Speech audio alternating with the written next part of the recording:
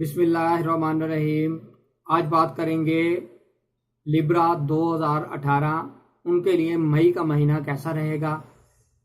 तो सबसे पहले बात करते हैं लिब्रा वालों के लिए जो सबसे ज़्यादा बड़ी खुशखबरी वाली बात है, पॉजिटिव उनके लिए एरिया नज़र आता है वो फॉरेन ट्रैवल है। इनके लिए फॉरेन ट्रैवल हो सकेगा। फॉरेन ट्रैवल इनके लिए बहुत ही पॉजिटिव रहेगा। फॉरेन रिलेशंस इनके लिए बहुत अच्छे रहेंगे। अगर ये कॉन्ट्रैक्ट करना चाहते हैं फॉरेन से रिलेटेड कंपनीज हैं, लोगों से, तो ये बहुत पॉजिटिव इनके लिए एरिया नज़र आता है।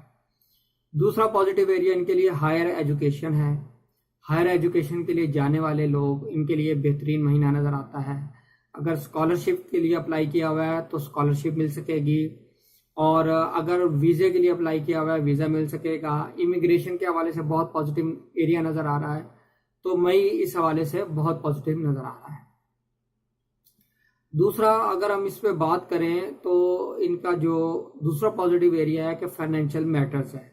फाइनेंशियल मैटर्स के हवाले से इनके लिए बहुत अच्छा महीना नज़र आ रहा है। फाइनेंशियली गेन होगा और बहुत ही पॉजिटिव सितारों की पोजीशन बनी हुई है। अगर कहीं से पैसे लेने हैं तो पैसे मिल सकेंगे, वापस मिल सकेंगे, और अगर कहीं इन्वेस्ट किए हुए हैं तो प्रॉफिट हो सकेगा। इस हवाले से बहुत ही पॉजिटिव महीना नज़र आ रहा है। अगर इसमें थोड़ा सा एहतियात की बात करें तो आपके जो औलाद के मैटर्स हैं उसमें कोई परेशानी नज़र आ रही है, उनकी सेहत के हवाले से कोई परेशानी नज़र आ रही है, और दोस्तों की तरफ से थोड़ा सा एहतियात करें।